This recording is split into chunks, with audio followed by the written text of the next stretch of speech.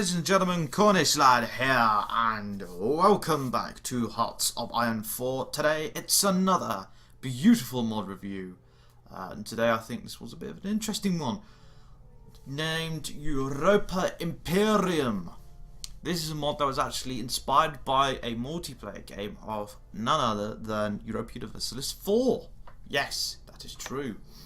And they made an actual mod out of said game, so it's like, quite good.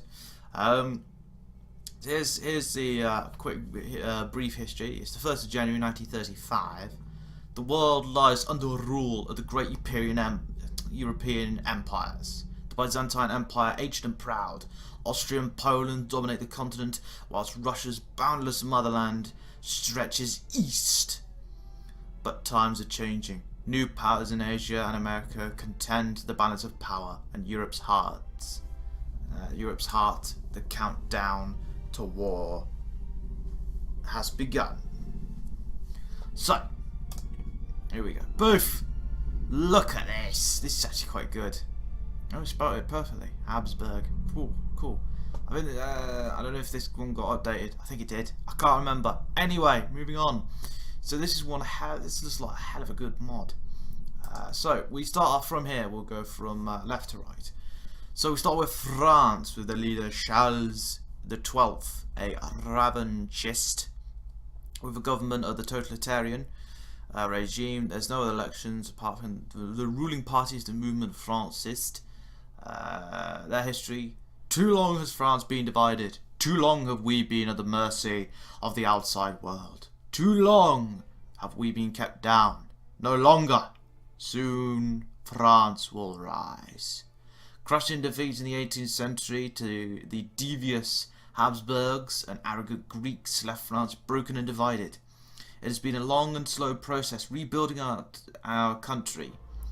But now, with our new King Charles XII and a new vibrant government, it is time to show Europe the might of French arms as we reunify our people. Revanche, viva le roi. So this section I like again. This one's quite a good one. So that's France. Byzantines, the leader of Constantine the 19th. Non-aligned, the government of authoritarian regime. No other elections apart from the ruling party being the Metaza, I think it is. Ancient, mighty, and enduring, the Byzantine Empire dominates North Africa, the Middle East, and Anatolia. Our fleets control the Mediterranean, and our armies are the heir to the legion of antiquity. In the preceding centuries, we have restored the glorious to the Caesars and made our empire the envy of the world. Recent years have seen a fading of our glory. Reverses in Italy and Iberia have shrunk our borders, and our country seeks a renewed future. Do we maintain the balance in Europe or seek to overthrow it? That's the Byzantines. The British Republic. Yes, Britain has changed. And you will notice a change in ideology. A very different one. The leader of Anthony Orwell and the ideology of Cromwellian. Yes, Cromwellian. Take IAN out of it. What do you get? Cromwell. The government of a radical regime. No other elections apart from the ruling party of the CPGB. Here's their history. In 1805, the British Revolution toppled the monarchy and reinstituted the Republic and the ideas of Oliver Cromwell. Decades of uncertainty, coups, and bloodshed followed, but in the end, Britain stood defiant as the beacon of Cromwellian republicanism.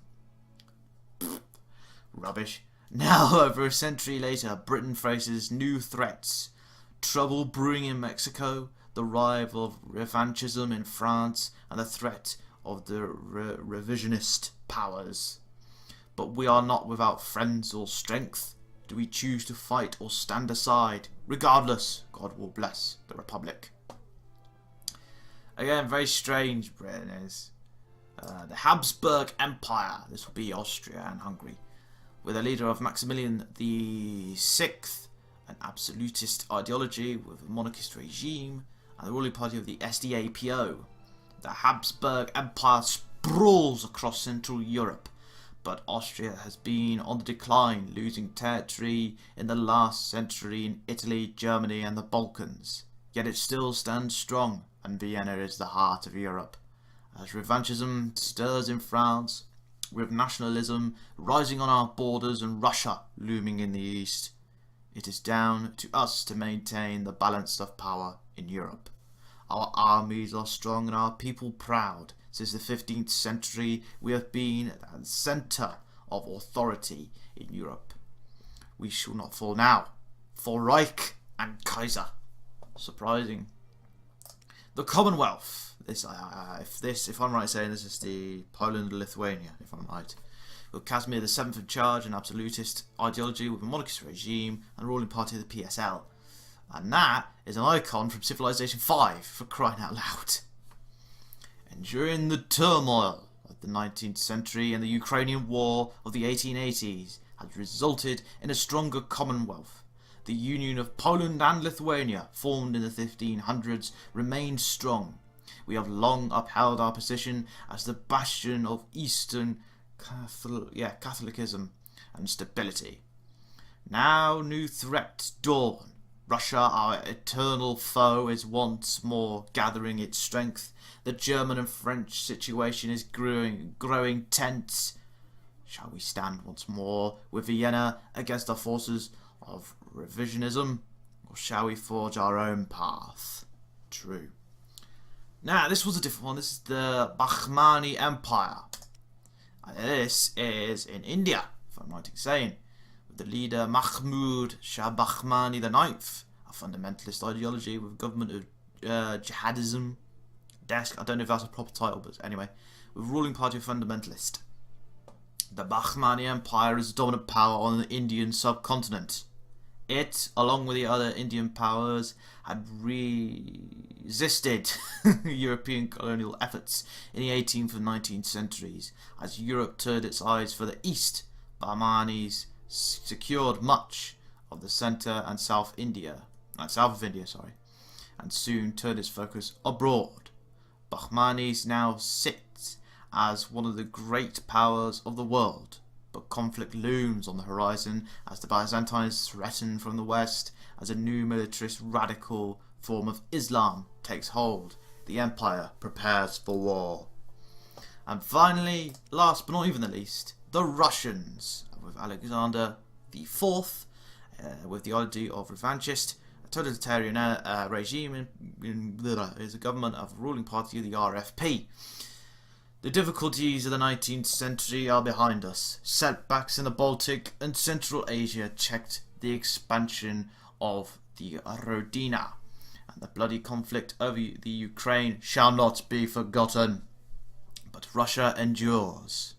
We now stand at the dawn of a new era. The Russian state has modernized and our industry is tapping the wealth of the motherland. Like vultures, our enemies surround us. The Poles at the gates of Moscow, the Republican Scandinavians in the north, and the Asian powers in the east. War is coming. So, here we are. Germany doesn't exist still. That's the Habsburg. Habsburg's pretty much got southern Germany, as well as like Austria and Hungary, of course. That's Gascony. Yes, you'd be surprised. There's old pieces still exist, like Burgundy, the Provence. Another bit of the Habsburg. Netherlands, Hessen, Saxony, Pomerania, Hanover, Prussia somehow exists. There's the Commonwealth, Livonia. That's Scandinavia, so that's Norway and Sweden. Finland's still independent, of course. Of course, Scandinavia stretches out to here in Canada. But guess what? Not Canada, sorry, in Iceland. But guess what? The Viceroyalty of Canada exists. Yes. Surprise, surprise, chaps. Canada is on its own. We're down here, the Kingdom of the Pacific. Or the Pacifique. I don't know if I think that's supposed. Yeah, French. New Caledonia. And the Hudson, sorry. With the Dominion of Mexico over here. Oh, the Dominion of Mexico is part of. I didn't know. Oh, it's part of Britain. Okay. The Kingdom of Colombia. Up here is Iberia. Yes, Spain doesn't exist, but it exists as Iberia. Yes, that's true. And surprisingly, the Byzantines, oh yeah, they have Gibraltar, that's it. The Byzantine Empire is pretty much almost the equivalent of the Eastern Roman Empire. As you can see, it's quite massive. Netherlands also have a bit of territories in Africa, so there's the British Republic. Greater Mali Empire. Yes, that's surprising. There's the Bahmani Empire. Ethiopia there. Oman on its own. Scandinavia also has a bit of it. Byzantine also has a bit of it. The Bahmani got Madagascar. Liberia, British Republic, and Southern Africa. Delhi on its own. Bengal on its own. This one, the Bahmani Empire again. Jesus Christ. British Cathay, or Cathay, I think it is. The Q dynasty, not the king, the Q. Again, the Byzantines got into the Far East. So, oh my god, that's Japan. Japan's pretty much the only thing that's not whatever. That's Korea, the Oirat Republic, which controls Mongolia as well. China, because China. Tibet. Gujarat, there's Persia as well. So as I said, this is all inspired out of from a multiplayer game of there's Argentina, the Kingdom of Brazil, Commonwealth of Peru as well. We've got the Falklands. Oh, don't tell me we got the Falklands still. Hey. Anyway, sorry. So yeah, this game is pretty much inspired from a multiplayer game of Europa Universalis 4. So I'm gonna start go now. We'll switch to the focus trees. There we go. So we'll switch to the focus trees as well. Italy is also there as well. But yeah, as I said, it's inspired from a game of Europa Universalis 4, so it's completely all different. All of it looks very different, you know. That's what it is. Oh god, I felt like I was gonna burp there. And yeah, hopefully, I think this game's been updated. I think this mod, sorry, not game. Pardon me. I think this mod's been updated. Hopefully, they have that all nations have their own unique focus tree. Hoping. So we still got all like this for you know what I mean. So it's 1st of Jan 35 tank. Let's get the Vickers heavy. The independent, as it's called. Yes, the independent. Yes, whatever. Moving on.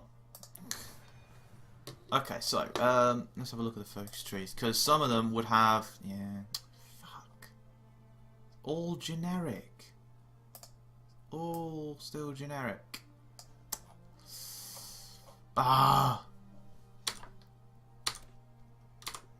Does France have its own focus tree then? Oh, they do. Oh, okay. France does, not Britain yet. Hopefully. Yeah, it all does. Hopefully, Habsburg, they'll have theirs as well, won't they? Silver Jubilee. States Byzantine, of course. War Byzantine. War of Poland. Restore the Imperial Crown. Italian Ambitions. Panzer Corps. Yeah. Commonwealth. Okay, so I think everybody else has got a treat apart from the British Republic. True. Oh no, they don't as well. Okay.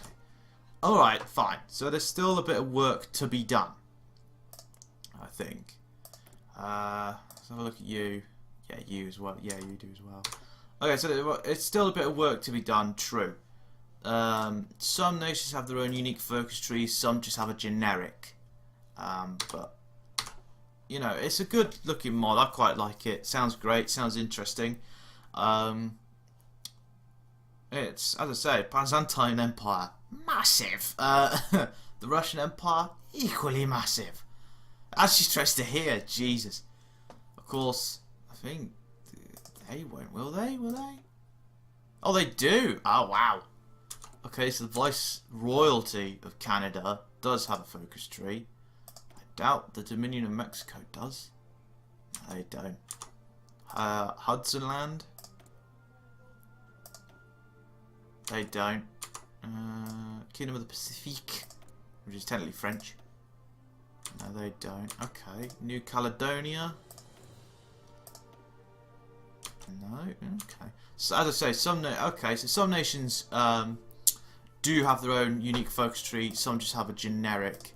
As I said, this is pretty much like a recently kind of new mod. But you know, I quite like it. It is quite good actually. I do like it. Inspired from a multiplayer game of EU4. Why not create a mod for it? So it does look quite good. Liking the interest of it, as well as like the kind of description of it as well. But I'm going to end it here. I know it's been a bit of a short review, but as I said, hopefully through time it'll update a bit more and more. But apart from that, it's actually quite good. But yeah, I think it's a good mod. Go and have a look if you want. Give it some time until they've got unique focus trees for all nations. Apart from that, ladies and gentlemen, I hope you enjoyed it. If you have liked it, do not forget to hit the like button. And also comment down below what you think. And also, subscribe to the Pasty family if you're not just yet. But apart from that, ladies and gentlemen, thank you very much for watching. I'll see you in the next video. Take care and cheerio.